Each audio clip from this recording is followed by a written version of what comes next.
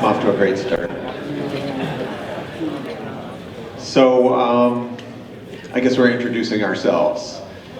So, my name is Tadge Juechter. I'm the Chief Engineer for the Corvette. I have with me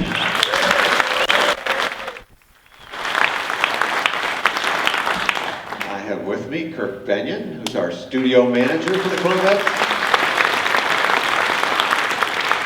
and Harlan Charles, our marketing product manager.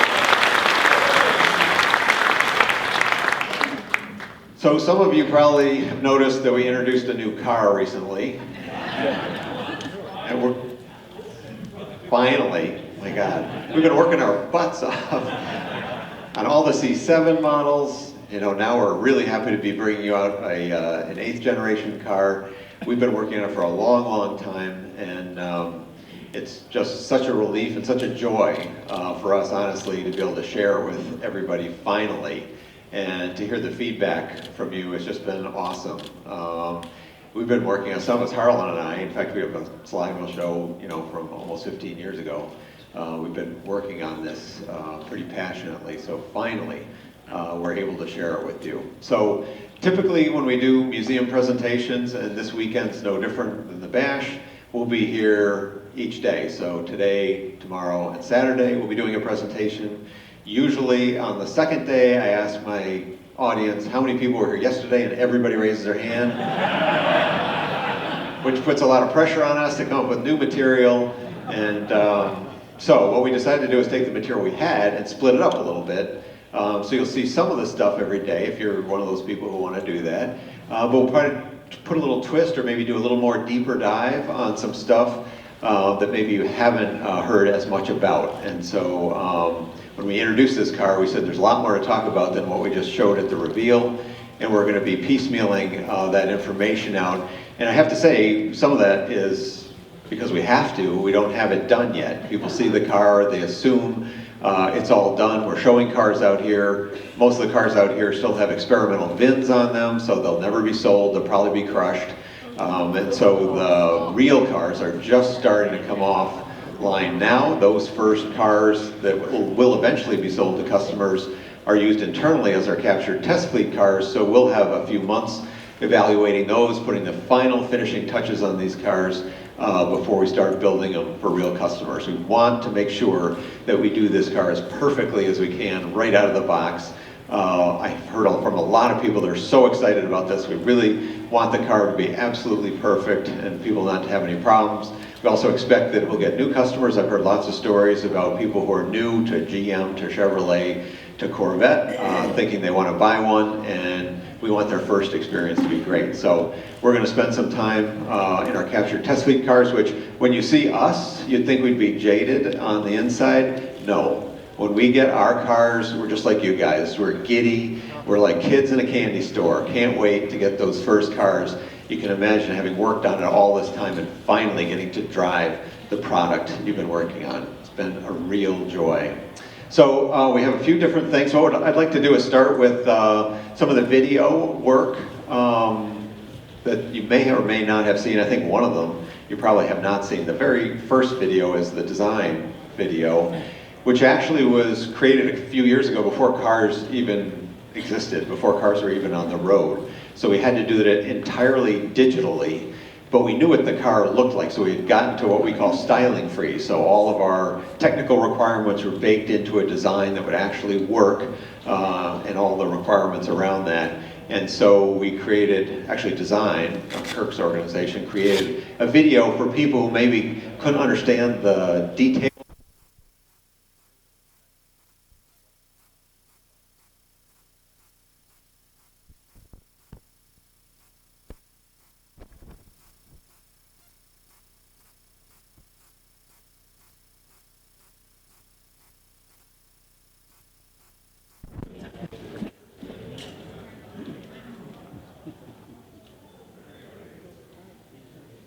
It's no longer confidential because we're showing it to you.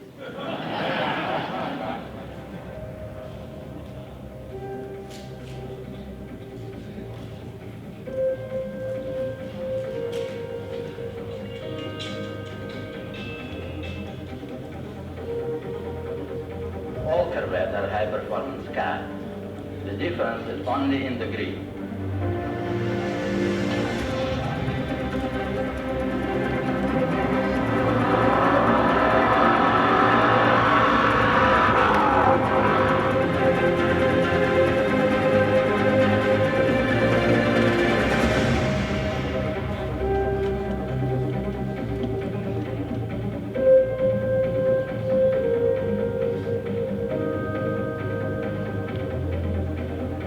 I feel no matter how good the car looks, pretty as pretty does, she's got to go like she looks. I wouldn't have a car that didn't have the fastest engines and everything.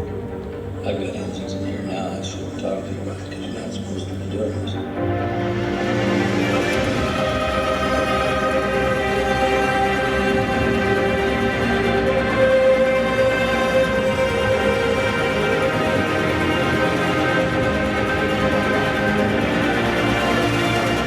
To bring out the best in every individual.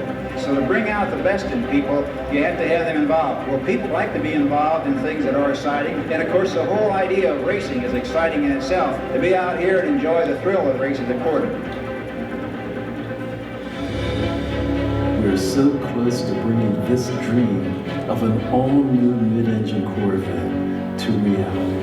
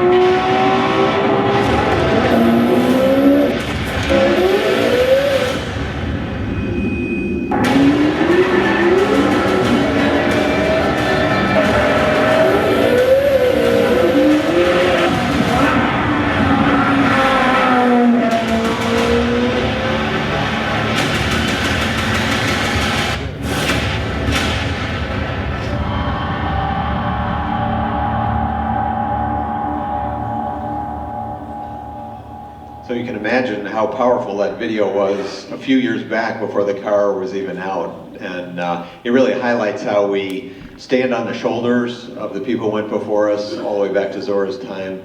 And even though we respect our past, we're proud of our past, and we appreciate our past, we're always trying to move the ball into the future. So we're not just totally dependent on our past to do retro kind of cars.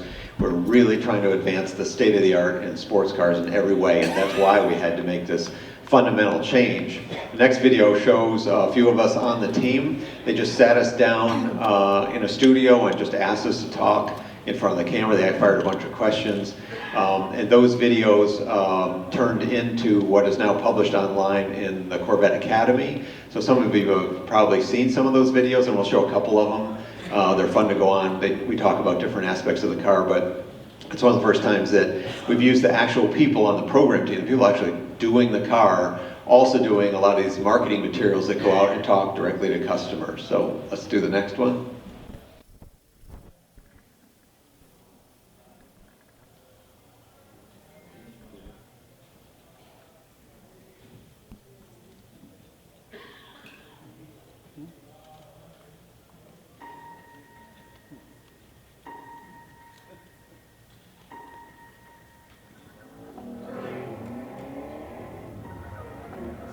Felt like we were reaching the limit of our performance capability and the architectures that we had. We decided to move away from our comfort zone.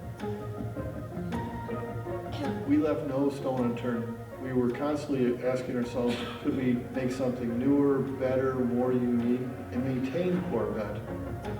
It's part art, so hand sculpted clay, and part digital math-based design. Purposeful surface development in terms of the three elements that play a part in that. Drag, of course, cooling, and then downforce, keeping the vehicle stable. When we finally got to the track, we burst out laughing. Oh my God, that's what we wanted. world-class lubrication system.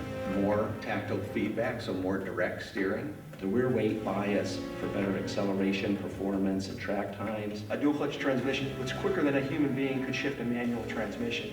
The history, people, mystique of the car, we're simply taking the baton across the finish line. And this is really highlighting that crafted quality. This is going to be the car for a new generation. A very compelling three-dimensional machine. A game changer.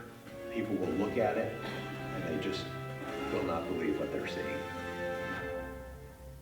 When you get into a Corvette, you're a superhero. That's you guys, you're all superheroes.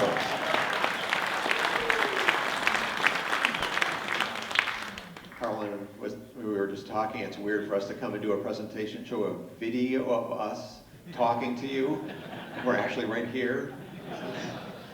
But it's a nice compilation that shows you some of the thoughts from the people who worked on the car. And it really is true. We got out of our comfort zone, and there was a lot of pressure on us to make sure that we did it right the first time. So there was a lot of boxes we had to check, a lot of things we had to do, because we knew how Corvettes fit into your lives, and we wanted to make sure that they continue to do so. Not just that it was a mid-engine car, but it was a mid-engine car where it's like a byproduct. It gets you performance, but all the rest of the car has to be better as well. And I got that question, I don't know how many forums with customers. They'd say, when are you going mid-engine? And my stock answer was always, it'll be when we can make the whole car better. And so that was the formula we've been trying to figure out for all these years. So, we have quite a bit of the team down here for this 25th anniversary. Obviously a lot of folks coming from all over the country, in fact all over the world as far as I can tell. And so we have a lot of our people, portion of the to be want to share. Some of these faces, people from a variety of different functions in the organization. And so when you see these folks, they're all wearing black today. You can ask them questions. This is the team from Michigan where we do the design work. And this is the team here in Bowling Green where we build the car. So it's really one big team. We show it because organizationally we're reporting in different ways and we're located in different places. But as you can imagine right now there's tons of travel with people coming down here to Bowling Green to assist with the launch. So any people on either of these pages would be happy to talk to you. So it didn't seem that long ago. The 7th generation came out and we did a picture like the one above with all the prior generations in a light color and then the new car in red. So now we did a version of that with the prior 7 generations in a light color and the new car in red. And so I kind of touched on this. This is a slide that's, it's interesting because this slide was actually, I give Harlan credit. Harlan put this slide together back when Dave Hill was still the chief engineer. So 2005-ish time frame, when we were first kind of getting serious about looking at a mid-engine car for Corvette. And it sums up what I was just describing, you know, the exotic car attributes, supercar proportion, performance, you know, all the fun things to drive, super forward visibility. We know we could get new customers, we're already getting them. So there was a lot of things that were appealing about doing a mid-engine car, but we wanted to make sure we retained the value, the practicality and space, all the comfort features that you guys have gotten used to over the years, make it a nice daily driver. We want to keep that V8. We all know we'd be lynched if we came down here with a 4-cylinder or a 6-cylinder. You guys have made that abundantly clear over the years. So really, all those things have to go together, and we knew if we could figure out a way to do that and keep the price point in the range that we sell today, that we'd have a Grand Slam home run. And I can't tell you how many times people have used that, walking up saying, congratulations, out of the park, home run, Grand Slam, everybody. So here we wrote it like this all those years ago, and that's what we're hearing today. So looks like it's coming true. You know, Sammy Sosa, you know, that's how old this is. Sammy Sosa is in his prime. You guys know Sammy Sosa. I think he retired in 2007 or something like that. So, yeah, Harlan says he looks a lot different. Well, anyway. Okay, so why did we do it? Why do you get the performance? You know, what is it about putting the engine in the back that helps out so much? So I wanted to share, because some of these kind of crude drawings aren't beautiful shots, but they illustrate why we thought it was important. What do you actually get by putting the engine in the back?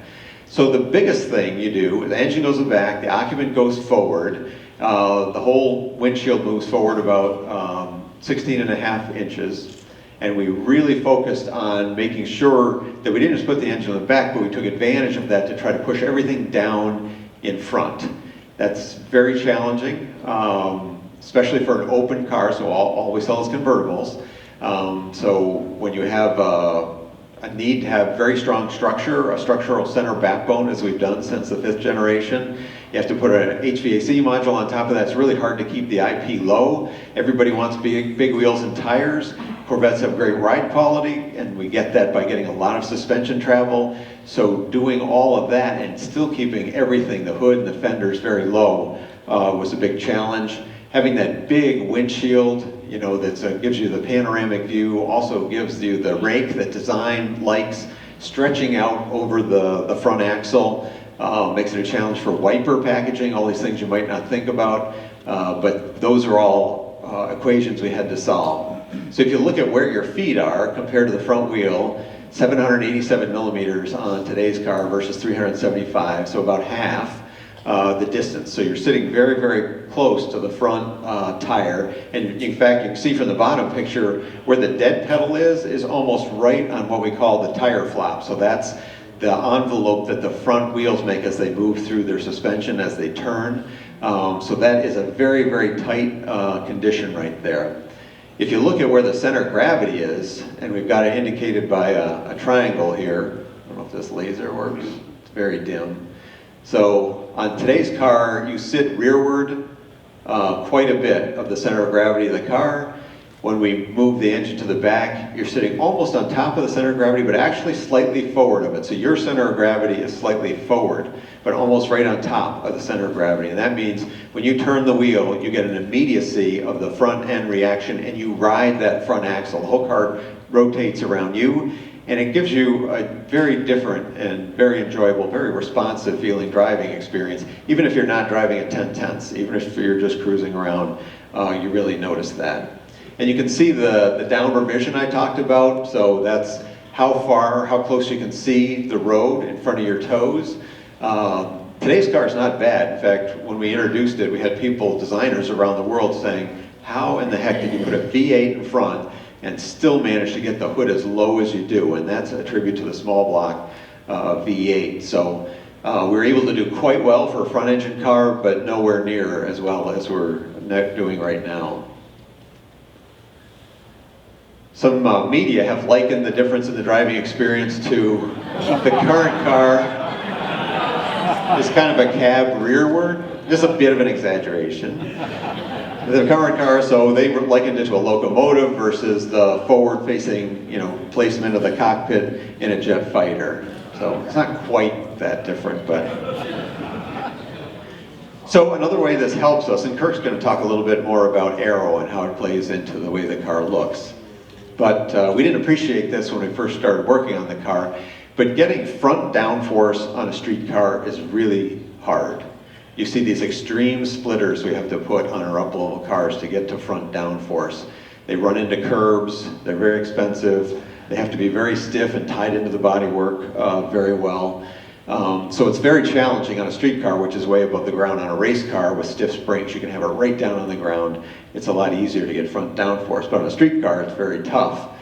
So having the windshield much farther forward, almost over the front axle, helps us a lot because there's a bubble of high pressure air. As it accelerates over the hood and encounters the windshield, it slows a little bit, and that creates pressure. So having that pressure close to the front axle naturally creates downforce versus having that center of pressure here well behind the front axle. So without even putting any visible Aero add-ons, you already get a big benefit in Aero.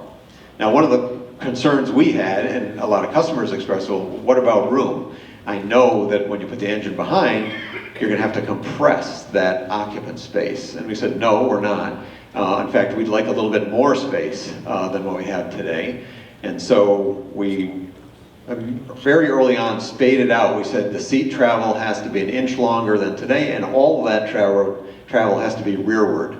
So we started with a proposition that that seat has to move back a full inch, which may not sound like a lot, but it actually is, help accommodate a lot of people.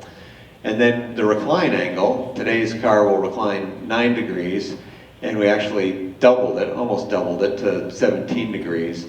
So it's amazing if you sit in the cars out here how far you can recline. If you don't need all that seat travel and you can leave the seat a little bit forward, it's really surprising how far you can recline it. So some people like to drive in that laid back position, other people like to sleep in the passenger seat when driving on long trips, so it makes it very comfortable.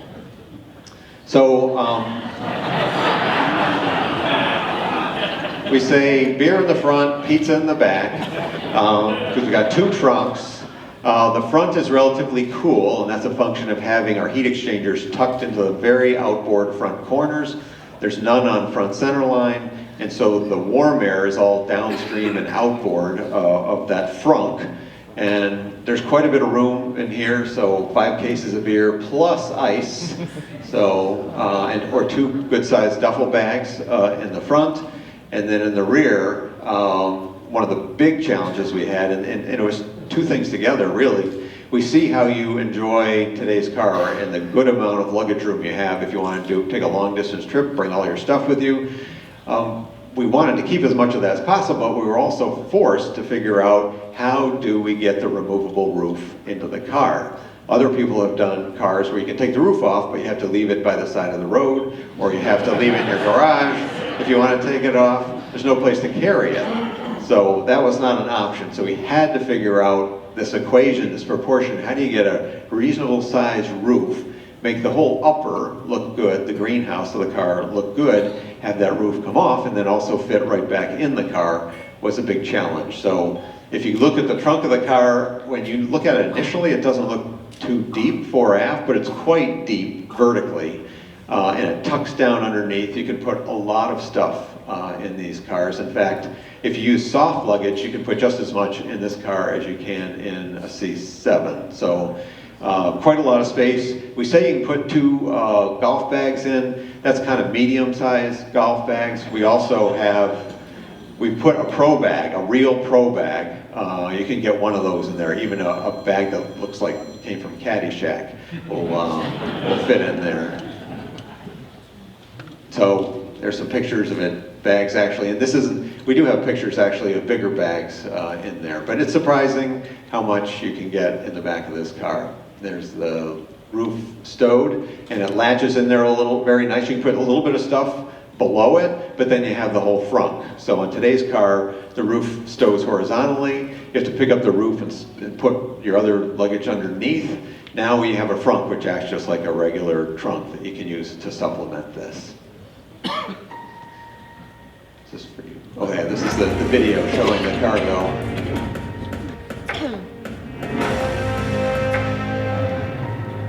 What if we could do a new definition of a mid-engine sports car, not just for high-performance driving, but to go on trips, adventures, just make the driving to work an experience? Utility of the car has been something we focused on too, ensuring that we've got a space for people to store luggage or groceries or what have you. So we have a front storage section that's very deep.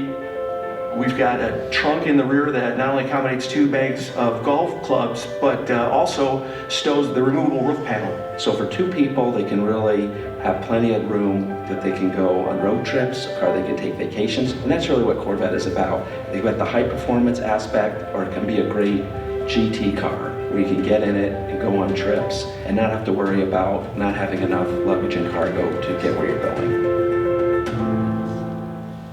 That last shot was the picture of the car with our currently offered custom luggage, which was designed to fill up the back of a 7th generation car, and it fits perfectly in the new car as well. So not on stage today, but hopefully later we'll have Josh Holder up here.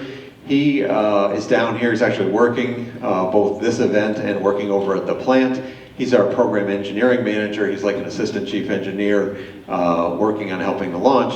He and his wife came down last night, so they needed clothes for all this event. They're leaving straight from here and driving to Montana for a couple of weeks. So all of his stuff and all of her stuff going to Montana to visit his folks for some much-deserved vacation. And we were joking that Josh got the glove box and Angela got the other two places for that trip. But it doesn't sound like they were fighting about it, so they had plenty of room for everything. So that's kind of some of the big architectural things we were thinking about. Obviously, it goes much deeper than that. But the super big challenge is get all the function, so all the things we have to do functionally around the car and not have it look like some engineering exercise. It has to be beautiful, it has to look like a Corvette, even though the proportions are different, and a lot of that job fell to design. And so design really had to come to the party, both on interior and exterior, to create that product that you see out there. So Kirk, I think, is going to focus primarily on exterior today. So like I said, we've divided this up. We may talk more about interior tomorrow, but Kirk, take it away.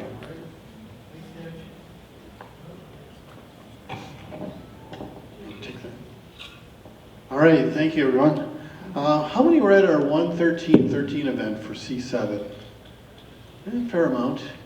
Let's see, I'm going to show you where we were at 11313.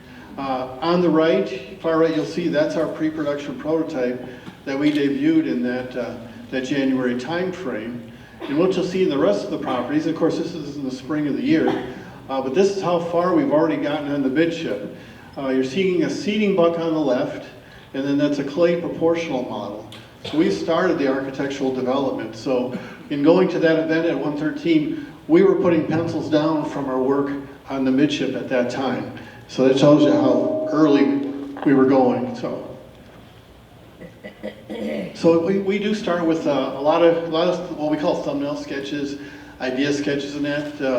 Here again, this car is a clean sheet of paper.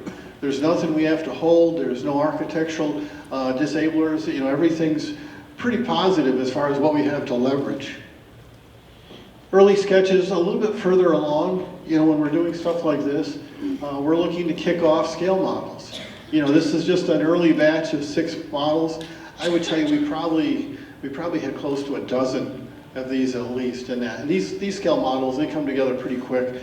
I'd say about 2 weeks on each. You pretty much can assess the theme within 2 weeks, whether you've got something you really like that you want to take forward, or like I said, we'll just jump to a different track. This is Tom Peters. You see a Hall of Fame inductee, and that Tom's always active with the design, talking here with Ed Wahlberg. You can appreciate this program, of course, would get the highest of attention at our place, Ed being our VP of Design for General Motors. We do have, what I would tell you is a stellar sculpting staff. You can see all the full-size models here. The room is just filled with all these, and but a lot of hard work. These are very talented individuals. I would tell you, they're all like first-round draft picks, basically. We do start with, as we evolve those scales. Should I stay away from that? Sorry. Yeah. So those scale models that you saw, we then would translate those into a full size. And this represents 3 different full-size clay models that we have. I would tell you, for Tom and myself, we figured out that if we want to go fast with the design, we'll not only work 1 model both sides, heck, we'll just make 3 models, and we'll keep a team of like half a dozen designers busy in that. But in doing so, you'll see that the final car took a little bit of each one of these. And of course, we did settle down on one of them, and this kind of gave us a chance to refine the proportion. And that, not quite the car that you see today, but there was still that refinement process of looking at the overall proportion, the stance, the gesture. This is important because this is kind of the first read when you see that new car. You're seeing it pass by you, say, a block away or something. That proportion really be good. Now this is, going back into the car, this is like the next round of details. And through going when going through this gate, you can see like in the bottom image and the center red one, it's now getting more like the real car. And this is still an early clay, I would tell you, and we do a lot of activities outside. You see in the upper pictures there, it's not uncommon for us to be out there in December, January, February, or whatever. The patio that you're seeing here, it's basically the size of a football field. And it allows us to get back on the design, put as many vehicles out there as we'd like, but it's really a good evaluation tool. I would tell you it's our most important design tool. This is being further along. As you can appreciate, we get a lot of attention with this car. You can see in the upper left, that's John Caffaro holding court there. He's got our senior leadership, and I'm sure John's giving them a compelling speech on what we need to do for this car. Tadge would tell you, we're always lobbying for something on the car. Design likes to be expressive. And then the lower slide, that's pretty much the design talent that we had on this car. Those are the guys that really created it. Oh, almost. Sometimes we run into problems with our clay models because we're out in the cold, and they actually have electric motors that raise them up and down. And then so sometimes we get stuck where this one just happened to sit that high. And of course, we're not in good company right there because our executive there, John Caffaro, is not happy that he's outside in 30-degree weather looking at a car sitting 6 inches too high. So a little further along, in that this shows more of the refinement that went into the car, more of the car that you're seeing there today. Everything's not, totally dialed in. We haven't gotten to what Tadge would tell you is styling freeze yet, but it's getting very close at this point. And of course, we can't help but compare to the previous car. And this was kind of an important slide where getting the C8 out next to a C7, what design always liked about with this new architecture that it gave us an impactful difference of architecture and proportion to the previous car. And you can see this is quite a leap. This is probably what I would tell you is styling freeze, what we call an initial design release as well, that now the car is becoming very digital. You're seeing a lot of refinement in the surfaces, a lot of perfecting. When we go from hands-on, there's times where we're talking inches. When we're at this stage, we're like at 0.005 millimeters in areas. And of course, we didn't leave just the exterior alone. The big push with this car really was giving all what we call secondary surfaces and that the same attention that the exterior got, the same attention that the interior got. So everything you see around the engine, and of course, Guy Samuels, our designer, created this top image. We addressed every one of those surfaces in there as Class A surface. And the engine too was very important because this is the centerpiece. Basically, it's the jewel centerpiece of the engine bay. So a lot of creative work done there. You'll see we got the Ducati there.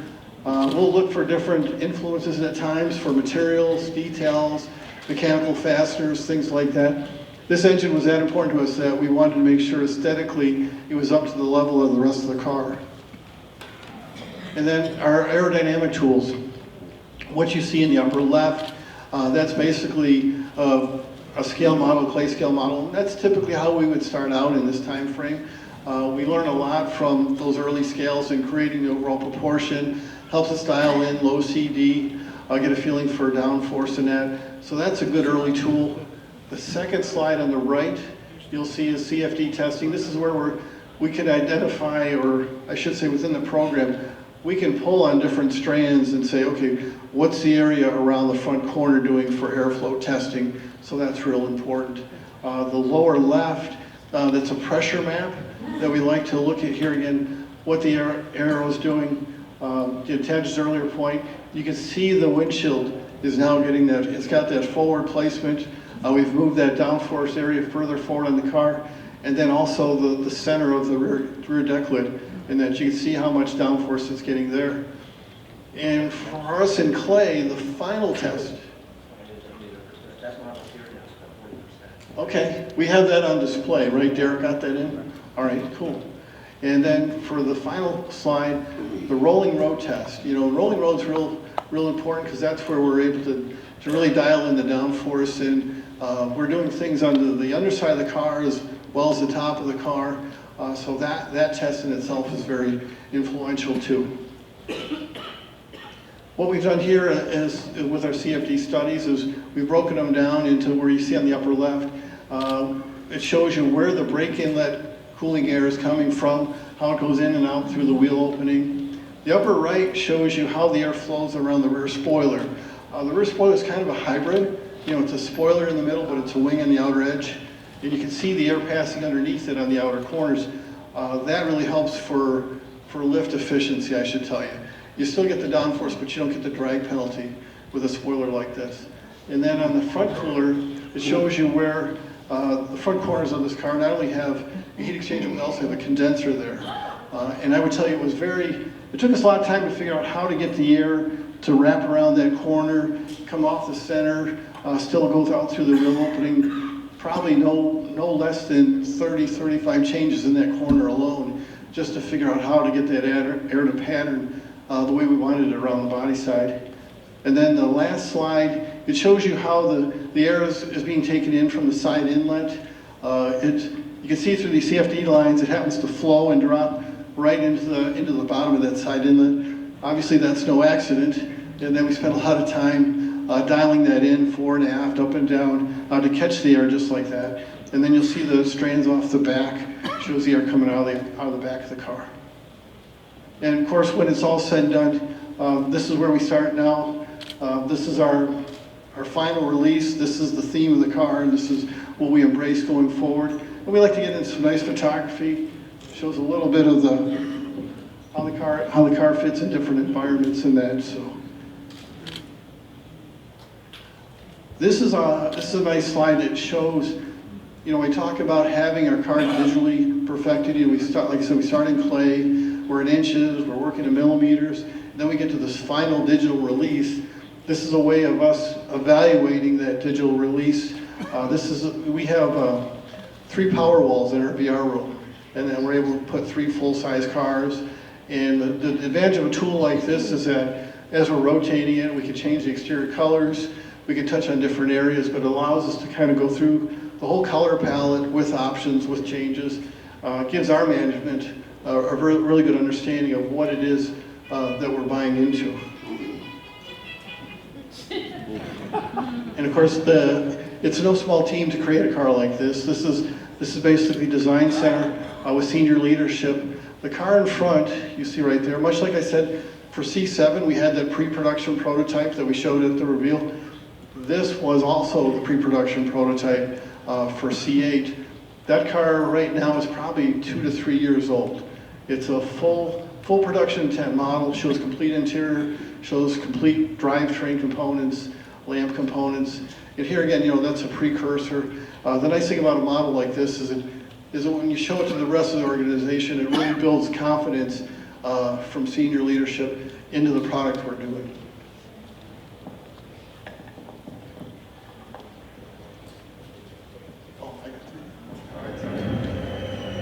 This is a video we created for the reveal. We actually designed the jet fighter in here too.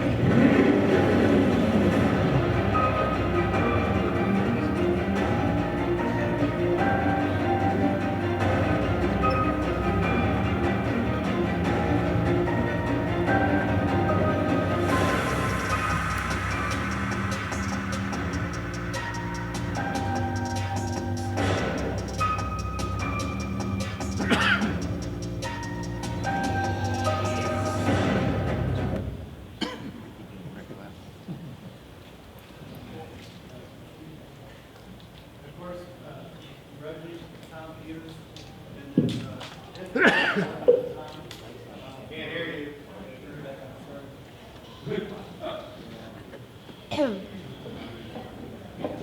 better?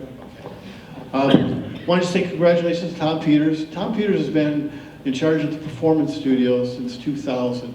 So as you can appreciate, all those performance cars, Camaros, Corvettes, they came out under his leadership.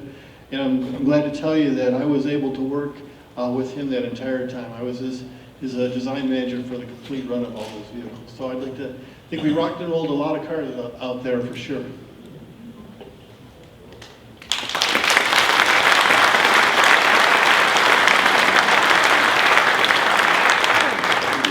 Yeah, and we're going to go over there's so many ways to order the car and personalize the car and everything. And we'll probably have more time to go to that detail in one of the other 2 days, but I did want to touch on a few things, of course. Everybody wants to know what colors we have, and we have 12 colors now for the first time. And the newest ones are the two on the lower right. We have the Accelerate Yellow, which has not been painted yet on a real car, so everybody keeps asking me. And then we have the Rapid Blue, and then in the center, 3 across from the center, is the new Zeus Bronze, which is really a new type of color for Corvette, something a little more sophisticated that we're trying out. And then a lot of your favorites are still here. And then, of course, you can get lots of interior colors. We're actually up to 6 different colors and 9 different configurations. And of course, a lot of you have seen these on the cars on display. We have the natural dipped on display, the two-tone blue, the sky cool gray, adrenaline red, and the black with red stitching in some of the show cars. You can also option seatbelt colors in a lot of varieties for the first time as well. And then here are wheel combinations. We have silver and carbon flash, what we call the 5 open spoke wheel, and we have the Trident wheels, Spectra gray, and the sterling silver, ultra bright polished, machined on the right. And we have 2 accessory wheels, pewter and black, and also we have brake colors. We actually have black, yellow, and we have 2 reds. The bright red is the one that we've had historically, and we have a new edge red color, which is more of an anodized darker red configuration, something new which really coordinates well with the engine valve covers, accents on the engine. And lots of roof options. A lot of people are familiar with this on Corvette. We've kept the solid, the transparent, and carbon fiber removable roof options. You can still get two-tone. And then through accessories, we have a lot of combinations here. You can get carbon fiber, both visible, and a carbon flash full ground effects kit, as well as black ground effects. We also have the high wing spoiler. I know there's some confusion. The standard car, sort of like the ones you see outside, which have all body color, which is the standard configuration. So, this is a little taste of the options, but the reveal of the car became a story in of itself. You know, what Kirk just showed you, the reveal video. We actually got this story here. There was a lot like this, how we broke the internet, and it really overwhelmed our visualizer. How many people watched the reveal? Okay, that seems like 100%. That rounds around. And then how many people built the car on the visualizer? Almost everybody. So yeah, so look at the visual. Okay, it's, by now, this is, it's been about 1 million cars have been created on the visualizer by people. Now we can't build 1 million cars. We try to get Kai to build 1 million. We really can't, but hopefully we can build the ones you want. And then they're actually, at the actual reveal live, there's almost 500,000 people watching, and of course a lot of people watched it afterwards.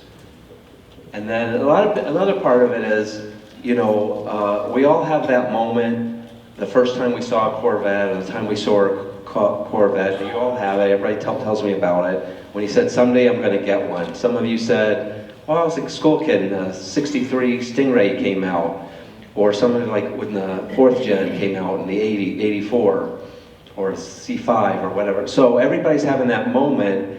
Now the new generation is having their moment of seeing the Corvette of their generation come out for the first time. So for a lot of us, we've been waiting our whole lives for this car to come out.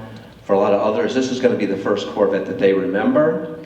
And what I'm hoping is all of us will welcome in a new group here to the National Corvette Museum. It's both Corvette owners and members, and they're just going to move the hobby forward into the future with this new car. So, both Corvette Forum, Mid-Engine Forum, Jeremy helped me out with this, thank you, and getting some of these quotes here, and some putting this together, but I thought it'd be fun to go over some of the quotes. We love the forum. So these are some fun ones. So I thought I would not like it, but the more I watched last night, I finally got a funny feeling in my gut, oh my God, I want a new Corvette. I haven't felt that way since the commercials for the '84 Corvette when I was 8. And so I said, I just converted, I didn't think I would be there. Personally, I think GM knocked it out of the park on the C8. Just go look at the C8 reaction on the other car enthusiast websites. You won't believe, off the charts, which is true. You look at the Supra, the Porsche, the Ferrari website, they're all talking about this car. Said, I absolutely loved it, great design, awesome performance, incredible price. I'm not surprised you're this generally excited this often. I know what my post-MBA job present's gonna be. Kudos to Chevy, I got goosebumps. I changed my mind, I take it all back, take my money. I like that one. I woke up this morning, I was enamored over what the engineers have done, simply perfect. It's becoming more difficult to control my lust for the C8 and not go put down a deposit. Anyone has something self-control? I like this one, we tried to make the car larger, but the guy says, I'm 6'5", I didn't purchase a C7 because it didn't fit. I put my deposit down on this. I don't even care if I'm comfortable in getting it. Love that. And this last one's just for fun here. He says, my wife said, why would you want a mid-engine? Don't you want the large engine?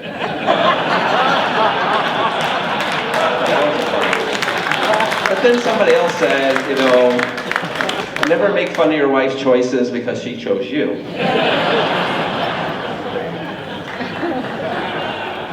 So, summarize, you know, we have 3 magazine covers right now, and they haven't even driven the car yet. So we're already making huge news in the automotive world, probably the biggest ever, and we're changing the landscape of sports cars forever. So it's a real honor to be here with all of you, and we'll have more to talk about the next couple days. And I think we're good for questions, maybe? Yeah, I think we are. Thanks, Harlan. I love that car and driver. I love the car and driver cover. Just the picture of the engine. Don't even say what it is, just it's here. It's great. They took advantage of all the hype they created, everybody created, so everybody already knew it was coming, and finally it's here. I thought that was a brilliant cover. And it's really heartwarming. Harlan went through some of the quotes to see new people interested. I heard people telling me that they only remember 2 product reveals ever in their lifetime that made any impact on them. One was the iPhone with Steve Jobs, and the other was Corvette. So the reveal had an amazing impact, and we're hearing it still all around the world. In fact, I flew down this morning, and the guy in the middle seat next to me, a youngish guy, 30-some years old, he said, oh man, he goes, you guys killed it, I'm gonna have to get one of those. He works for Nissan.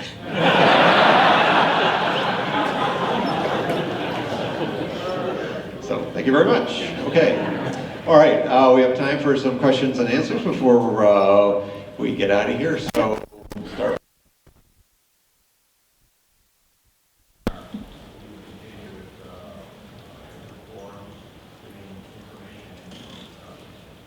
So the question, as we continue to tweak the car, so as more information comes out, as we finalize all the performance specs and everything, will we be sharing that? Yes, absolutely. There'll be a series of press releases. We'll tie it into other news around the car, around the launch of the car. We'll use the Chevy website, and of course, it's unique in the world. You get to talk to the people who actually do the car. So, we were at Carlisle last week, here this week, a couple weeks from now we'll be able to go to Seika. We're at all the races, so stay tuned. We'll be doing more reveal events and more news coming out at some of the other events around the country and, in fact, actually around the world. There's one back here. Yes, I go to C7 now. Don't like the paint very much because it's got a lot of orange peel in it. Went to a tour at the factory yesterday, looking forward to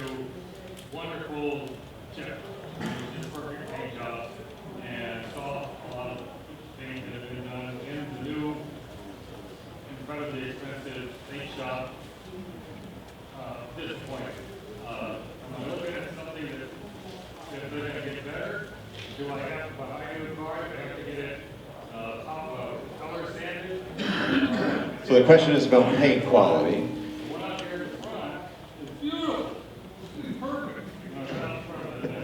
So the question is about paint quality, and we have a new paint shop, obviously, and paint is more than just the paint shop. Paint is also about surface quality. When you look at the cars that we've built so far, we're still in the process of evolving that, so we're doing wet sanding for the first time on this car in this shop, and we're working with the colors. We're also working with our suppliers who produce the panels underneath to make sure that their surface is the starting point. If you paint sandpaper, it's still going to look like sandpaper. So we're working with the suppliers. We put all the enablers we think we can into these composite panels to make as smooth as possible coming into the Bowling Green paint shop, but we're still working on the tooling refinement as well as the process refinement over across the street to make that paint better and better. So we realize it's not perfect yet, still working on it.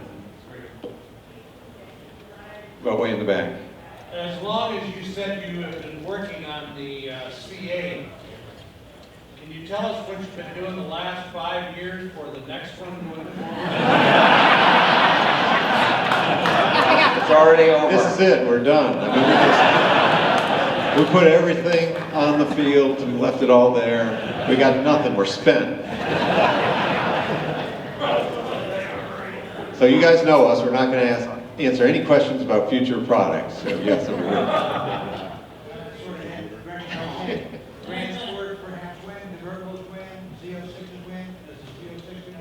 Just steal Harlan's backpack. It's got all that stuff in it. All those dates, everything. That was, we always talk about this, like when we do this car, it's been so long. How long do we get to enjoy this one before we get everybody asking what's next? So basically we don't get any time. That's the answer. It actually happened before. Even before the reveal, people were already asking about the second one, third one, whatever. I'd like to, a customer to have one of these first. Yes, we're not going to just skip the Stingray. We're going to hope to sell a few. And it's a, how about over here? Will it have a better GPS system? Will it have a better GPS? Navigation system? The navigation system is the latest. So yes. We share with General Motors our infotainment system, and so GM is migrating, and we have the latest one. It has live traffic now, which we haven't had before.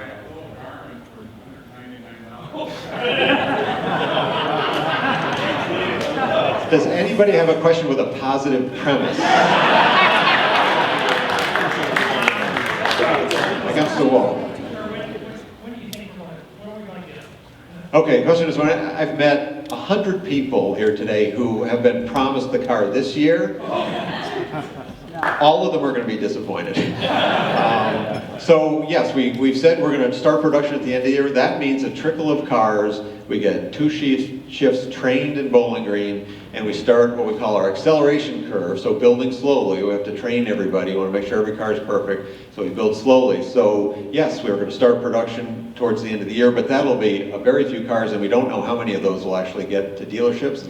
A lot of the very early cars already spoken for. We're going to auction the first car. My CEO is getting one of them. You know, there's people that are in line to get those very first cars. So the rest of the customer orders, we're going to build them as fast as we can. But realistically, that acceleration will occur first quarter of next year, and most of the people will realistically start getting cars to dealers after the new year. So that's kind of the realistic expectation. About right in the center. Small option, are chrome wheels coming for us old guys? How many people want chrome wheels? How many people hate chrome wheels? That's 50-50. It's changing over time, though. We're going to take these questions one at a time. Yes.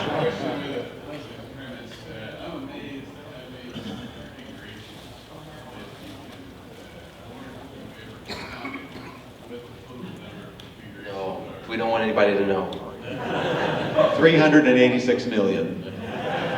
It's a lot, and you know, we talk to you guys, you all want something special. We heard one this morning, I don't know if he's here, but he wants to take the body color vent package and mix it. So he wants to get a black car with Long Beach red grills on it.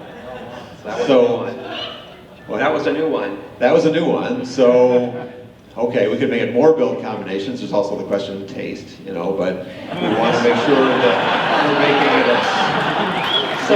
as customizable as possible. And so Harlan is your ally here. For years, he butts heads with what we call the complexity police inside GM. That's why we don't want the number getting out there. Yeah, we know what you guys want, and we talk about positive complexity, so places where we can offer things that are really good, tasteful, make the car feel very individual. So we are your advocates inside the company. It's a big company trying to do a lot of different cars, so complexity adds workload through all of our process, to our supply base. Everybody is more workload, so we can't be just wild and crazy doing every custom thing imaginable and having to validate that, you know, engineer it, release it, validate it at the supplier. So there's a lot of work associated, so we balance that always. What has real meaning to customers versus how much workload does it drive inside the company? So I've had this question a lot of times. People are like, boy, there's a lot of there's a lot to pick from. It's kind of confusing. And then the second part of the question is, well, why can't I get this one with this one?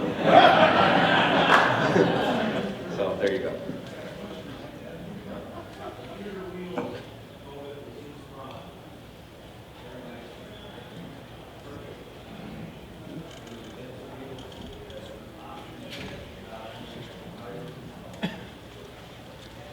Yeah, can you get the wheels? The pewter wheels are accessory wheels. No, what usually happens if you get the accessory wheels, you take the tires off the car and put them on the other ones. Yeah, so you're good.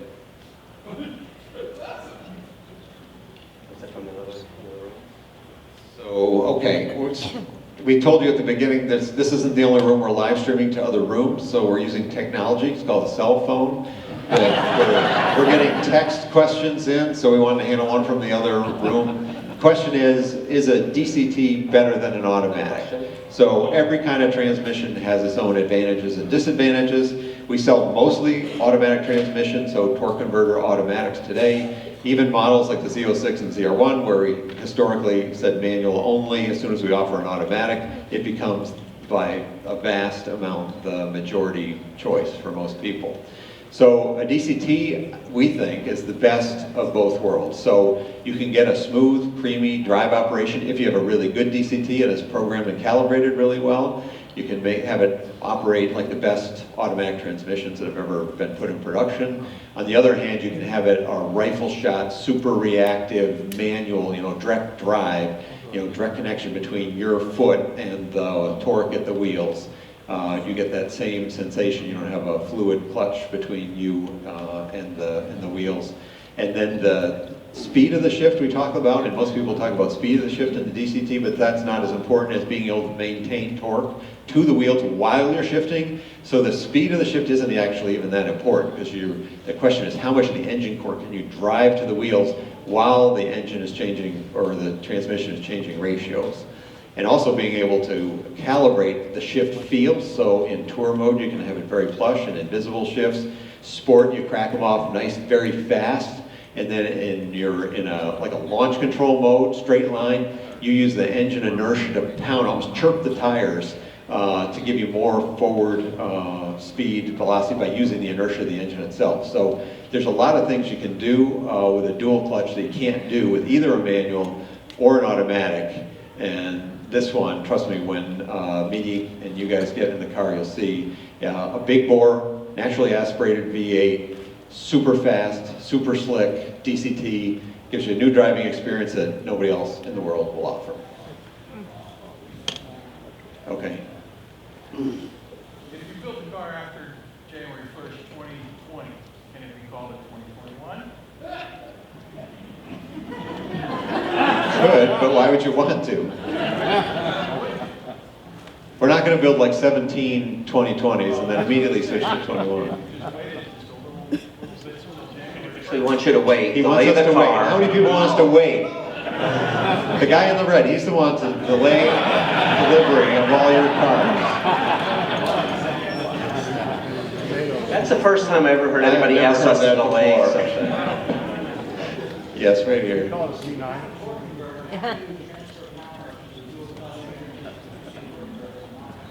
There is no torque converter. It's friction clutches, like a manual transmission, but there's two clutches. One for even gears, one for odd gears, and they're actually concentric, so you don't see them side by side, they're concentric. And so as you release, so on launch, you actually have to fill, that's why it's a wet sump, is because a wet DCT, you can have better clutch durability and control of the coefficient of friction, so it's good to have a clutch bathed in the lube. And so you can have a very slick friction launch, and then as one clutch disengages, the other engages. That's why you need really good control strategies to make sure that's completely seamless. People have been working on it for a long time. A lot of people do bad DCTs, even though DCTs have this name. In fact, audiences like this have asked for DCTs for years, not even knowing what they were. They just read the media raving about the latest Porsche or whatever, and so they asked for DCT. But you can do a really bad DCT, so we did a blank sheet of paper, and it's turning out to be a really good DCT. Okay, right here. Tadge, in your fuel management, in cylinder deactivation, you're deactivating different cylinders than what you did on the C7. But as I understand it, you know, the Silverado has the thing, well, you could deactivate 1, 2, 3, 4, 5. Why didn't you go that route, and why did you go the route you did? So the question is, on the trucks we have a cylinder deactivation that can do essentially any number of cylinders, customized based on the driving situation that you're doing. On the truck, it's a very different situation than a Corvette. A Corvette is a very light aerodynamic vehicle, and we actually looked at the technology and we really didn't get fuel economy benefit for it. So instead of having the engine dithering between all of the cylinder configurations, we just left it as V8, V4, and as you said, it's different cylinders this time, but it's still the same four every time you go into 4-cylinder mode. But back to the DCT question, because if you've driven today's car, if you use the modes where you have cylinder deactivation in a manual transmission, you can feel it bumping from V4 to V8. So that was another challenge we had on the DCT. How do you make that perfectly slick? So completely transparent. You don't want to hear it, you don't want to feel it, and so that was one of the tricks we had to solve, and the way we do it is those dual clutches. When you know that a transition is coming, you can actually slip the clutches a little bit, because we have really good slip control on those things, and so that eliminates, it's almost like a torque converter, where it eliminates that step function change in torque, and then when you're in V4, believe it or not, when you're locked in V4 going steady state down the road, those clutches are slipping ever so slowly, continuously, to take all the torque discontinuities out of transmitting to the driveline. So say you're going down the road at 1500 RPM on the highway, the engine's turning 1500, the clutches are slipping at 25 RPM. So they're just slipping ever so slowly, but what that means is the torque spikes, the pulses that you get as the crankshaft goes around in V4, those aren't transmitted. When you get a pulse, it just slips the clutch just a little bit more. Clutch is life of the car. Life of the car. It's not like a manual transmission where you plan, you'll eventually have to change a clutch. It's expected to be life of the car like a torque converter automatic is. Yes, in the back. Reality, what about the engine? Normal, daily oil changes, spark plugs, stuff like that? I think it's a question about serviceability. So yes, in terms of serviceability, we paid big attention to that, just like people were shocked at the price. We kept the price close to today's. All the way through the program, we were paranoid that one of the, if we made a list of cons, what's bad about exotic mid-engine cars, serviceability would be one of them. And so we were very conscious of not falling into that pitfall. So things like spark plugs can be changed over the quarter panels. You can change the accessory drive belts without dropping the engine. You can't tell it out here. Maybe you can tell it on the rolling chassis, but if you take like the back part of the carpeting out of the trunking, that whole panel comes out as a multi-piece design. There's just regular screws. You can take that out and get access to the back of the engine. So we've paid a lot of attention to make it easy for you to get it serviced in your regular Chevy store. Does C8 have a 12-volt electrical system or something else now? Question is, do we have, there were rumors, and I've been asked that several times today, whether we've done 48 volts. 48 volt was never in the program. That's an example of rumors that were out there that weren't based on anything that we were actually doing. So no, it's a conventional 12 volt system. 48 volts have been coming next year for about 20 years. So, you know, it's been something that's always sort of around the corner, and you haven't seen automotive mainstream move to that yet. So, right here. When will we see the C8 in Corvette racing? So, we have a series of announcements coming up, and we will reveal that in the future. Yes. Okay, so yeah, we mentioned that nobody's been in the car yet. We're getting all this attention, nobody's even driven it. We expect to do media activities this fall, so pretty soon, and you'll start to see the results of that probably November-ish, so getting close to our start of production dates. And we're looking forward to that. We can't wait to get meeting. Will you tell us beforehand how much horsepower is getting to the rear wheels? Is it a better efficiency than the C7? It's like a manual transmission, that's what it is. So we talk about power to the wheels, so you discount the engine horsepower output to get through the driveline to the wheels, so our DCT acts like a manual, essentially. Okay, we're getting towards the end here, but yes, sir. Are the rear brakes larger than the front, and is it brake by wire? So we have e-boost. So it's not what people would normally think of as brake-by-wire, but we have decoupled what you feel at the pedal from the performance of the brakes. So there's things like different weather conditions. You can make the brakes feel very consistent when you're on the track. As the brakes warm up, they'll still feel very consistent. So it's a brake-by-wire in that sense. The relative sizes front to rear, obviously with more weight on the back, you can use the rear brakes more. A 50-50 car, when you stand on the brakes, it's decelling at about a G. You've got like 80% of the weight on the nose of the car, so you're really working those front brakes. Having 60% on the weight helps that a little. It's not as much. When I was thinking about it early on, I was thinking, oh man, this is gonna help a lot. The car still dives, you know, still decelerating at 1G, so it distributes the workload, and so the heat rejection of the brakes a little bit better, but not hugely, but you will see that we have bigger brakes on the rear.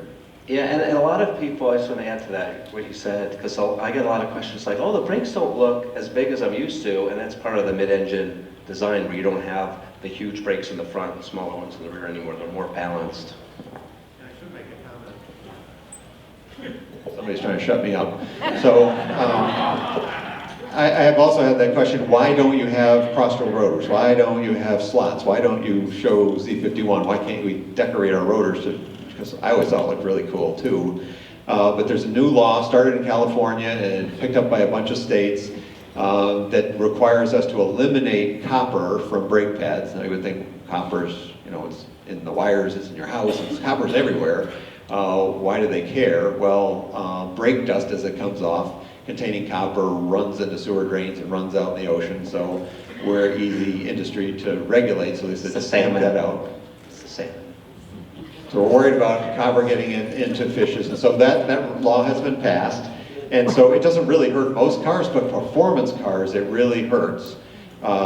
Brake pads are witch's brew of a bunch of different materials, been developed over many, many years. Friction materials are really, you know, very scientific and also a little black magic thrown in there. All the people who make friction materials won't share their composition with anybody. It's an industry secret. So they wouldn't even tell us how much copper we're trying to replace. So we actually took a pad, did some mass spectrometry on it. It turns out that our pads we had been using were 20% copper. So we had to figure out how to replace 20% of the pad material, which copper is a very good conducting material. So you think about all the friction and the heat at the interface between the pad and the rotor. Getting that heat away is part of the equation. So here we had this high conductive material that we had to take out of the pad. So pad manufacturers around the world have been frantically trying to figure out what's the new magic formula, and the best formulations they've come up that give us the performance we need for the track are not compatible with cross-drilled rotors or slotted rotors. The pads wear way too fast. And so you can thank your local legislators, actually not even legislators, you can thank CARB effectively, California Air Resources Board for that. All the way in the back. Can you talk about the upcoming convertible in the C8?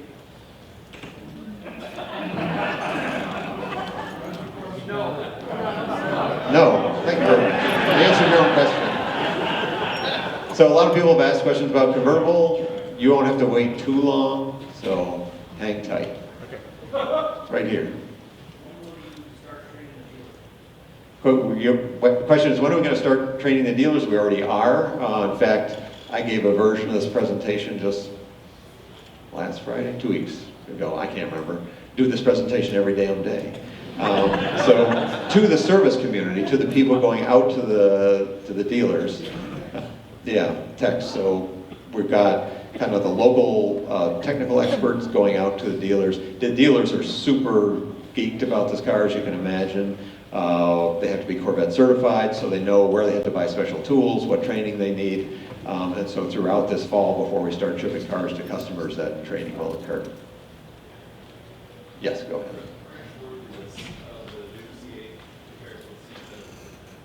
So crashworthiness is the question. That isn't, we didn't talk about it. We don't usually talk about that very much. But it's obviously a big challenge when you have an engine in the front between you and whatever you're hitting.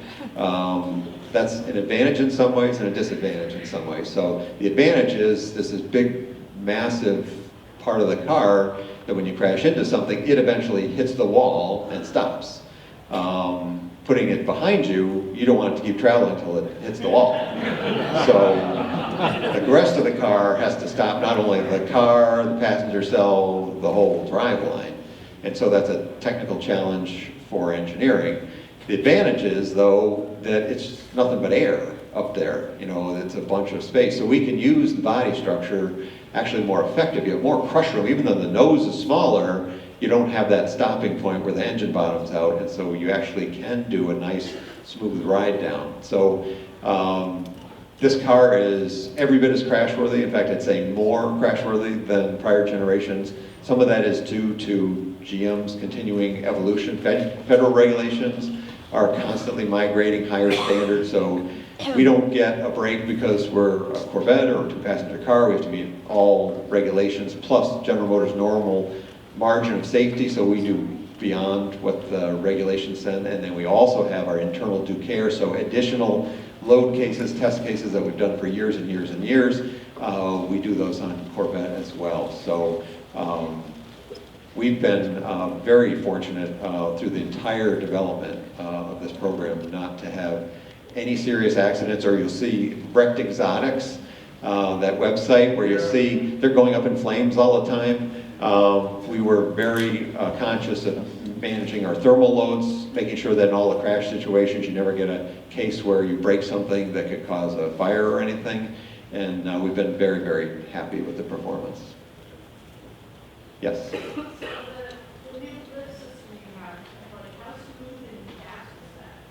It's about 3 seconds, so pretty fast. It's very smooth. You can hear it operating. It's a hydraulic pump. You know, it pumps the spring seat actually up to give you the lift.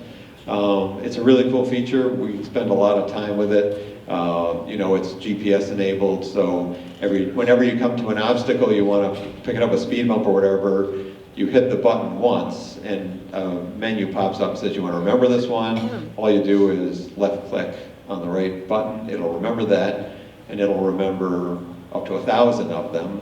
And then every time you approach that, it'll automatically lift it up and then drop it down. And if you're coming at the obstacle fast, it'll start lifting sooner to make sure that it gets up. So it's a really cool system, again, driven by customer requests. They like the low, they like the aggressive, they don't like the scraping on the ground, they don't like replacing splitters. So here's a way you can have your cake and eat it too. In the back. What was the challenge in the new GM computer electrical vehicle architecture? Was that a big challenge in development? So the question is about the new electrical architecture, which isn't just us. It's going to be going across the board at General Motors.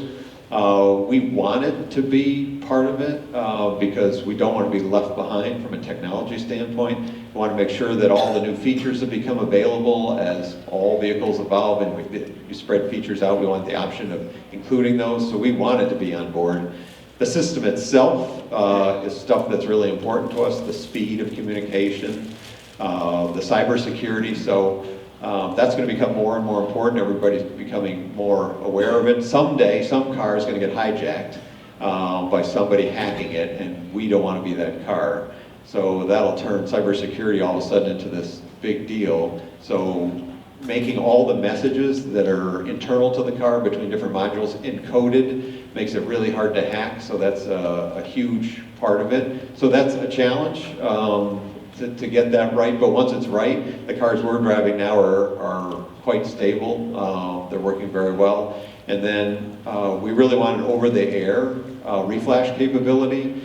Every time we come to one of these events, we talk about what's new. Everybody always raises their hands. Can I get that on my car? I bought it last year, the year before. So at least some of the time we'll be able to say, yes, with over-the-air reflash, you guys can get some of the latest stuff that we're doing. So for us especially, that's a really nice thing. Right here. Talk to us about the sound engineering from the engine department. So the question is about sound engineering. So you guys are really getting into the technical detail here. So we knew that was going to be a big challenge. When you have the engine in the front, all the accessories are on the front. So the nice part of that is it's far away from you.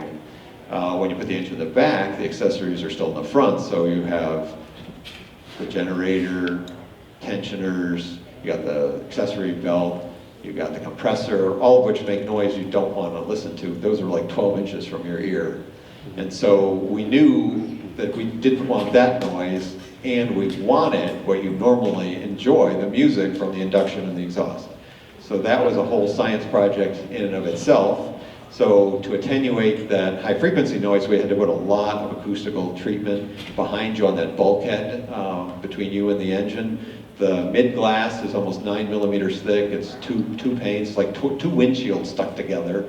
That's what it's like with a laminate in between. Lots of acoustic treatments on both the clean side, the interior compartment, and the dirty side, the engine compartment. So tons of treatment there. That takes out high frequency noise, but we wanted to let the lower frequency noise in. The way we did that was to plumb the induction off the back of the engine into a big air box. When you open the trunk, you'll see this hump. That's where the air filter is. The throttle breathes off the back, and then we plumb it around through the body structure forward to the openings that Kirk designed. So the top third of that opening is where the engine breathes some. And so what that actually does is it goes around that barrier, that bulkhead that we've created, and comes close to your ear outside the door glass, which is very thin. And so we're actually letting the engine breathe over your left shoulder while muting it on your right shoulder. So very, very tricky design to do that. We actually use the body structure as it is. We don't have separate ducts, so we actually used the body structure and shaped it to create the ductwork coming around and forward to that quarter opening. And those pulses, you know, the engine breathes staccato, you know, as the pistons go down, those sound waves resonate against the body panels, which are composite, and you can actually feel that in the car, give you that visceral feeling, that the sound that you like. So big science project to make that come out the way we And one of the other advantages, though, is on the previous cars, a lot of the noise came from the hatch area and the rear tires, and that noise coming through, and that's all pretty much gone. You don't hear that. You know, when you used to get on certain roads, it would light up in the back. So the nice thing, we got that separation from the rear tire noise now. Yeah, those rear tires are the big speakers that you hear for generation after generation. We've had a lot of coarse road noise on Corvettes. That's much, much improved on this one. Yes? How did you engineer the venting of the gases in the engine and preventing water from coming into The question is, how do we engineer the venting of the hot air? I assume that's what you mean by the gases. So we draw air, the bottom 2/3 of that quarter opening, air goes in there, either ram air or we have fans on both sides that forcibly at certain times when you're operating the vehicle creates high pressure, basically pushing air through the engine compartment, comes up through those vents that you see on the side of the back window and at the bottom that mail slot, and then also out the back of the car. We got a lot of questions last weekend at Carlisle's, like, what about all the water that comes in?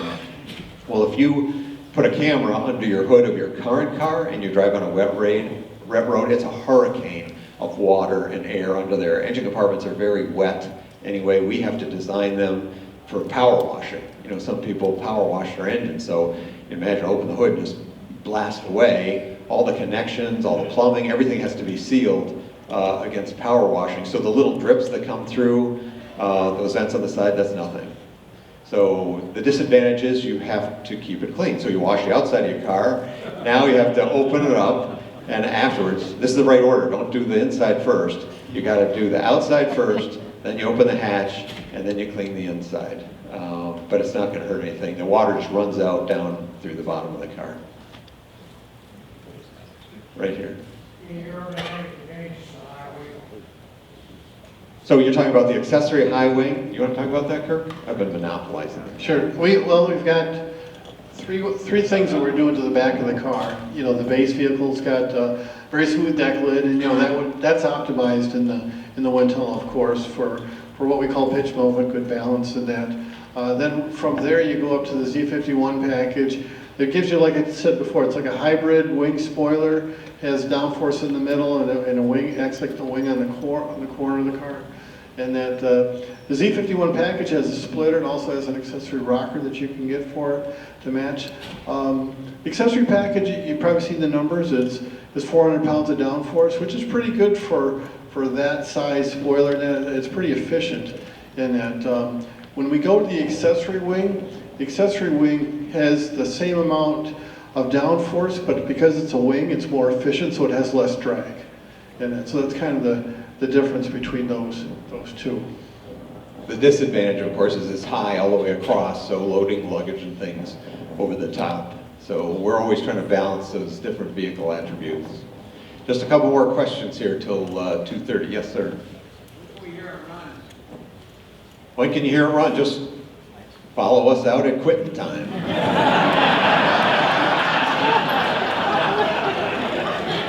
What restaurant? You want to see it burn out too?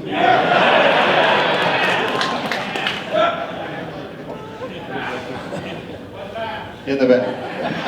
Guys, can you talk about the modes, the different driving modes of the car?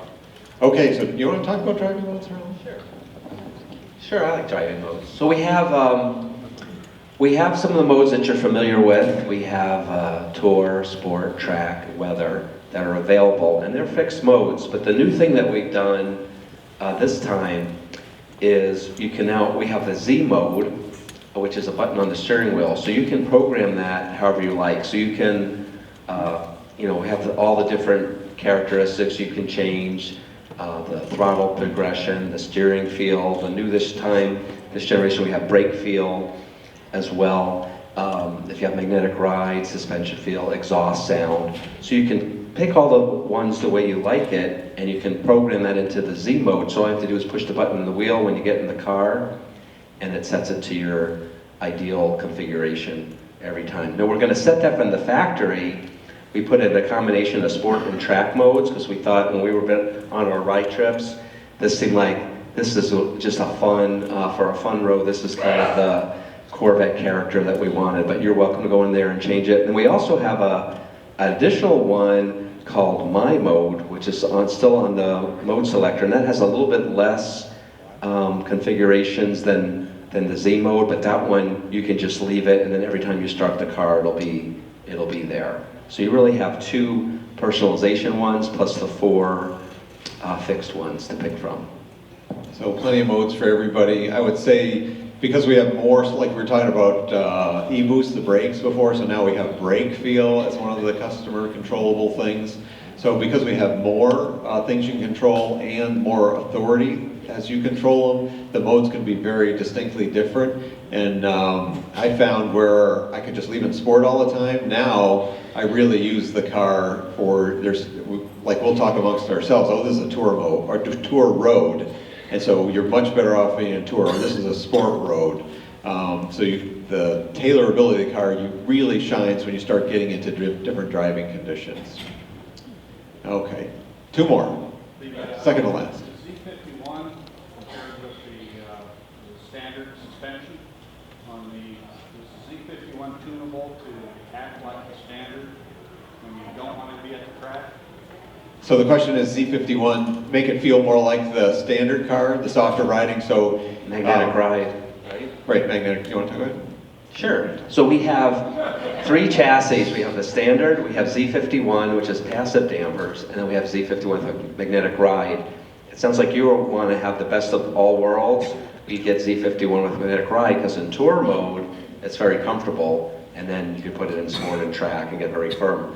I've been driving the Z51 without magnetic ride, just a little bit firmer, but I kind of like it personally. I like a little bit firmer ride, but everybody, that's why we have the three different combinations. And the standard chassis you've been driving is very comfortable and fun as well. Yeah, they're all nice. None of them are going to beat you up. You know, we pride ourselves on doing well-rounded cars. Even our sport suspensions are very livable. I didn't talk about it much when I was talking about the architectural advantage, but sitting close to the center of gravity is a fundamental advantage. When you sit at the center of gravity is where the car moves the least. So when you hit a bump at one of the four corners and that wheel moves up and puts a load into the body moves, it rotates around the center of gravity. If you're sitting right on that center of gravity, you feel the least. And we were really surprised at the ride quality of our early cars, and because we tuned them with the same concepts that we had from the current generation car. And we were like, oh my God, this thing is so plush, I can't believe it. We should tie it down more. And we found we could bring the suspensions to a higher state of tune while keeping the ride quality, your perceived disturbance in the car, really low. So that was kind of an unanticipated advantage of the new architecture. Okay, last question. You were quickest, you go. Thanks for a great job. Thank you very much. Appreciate it.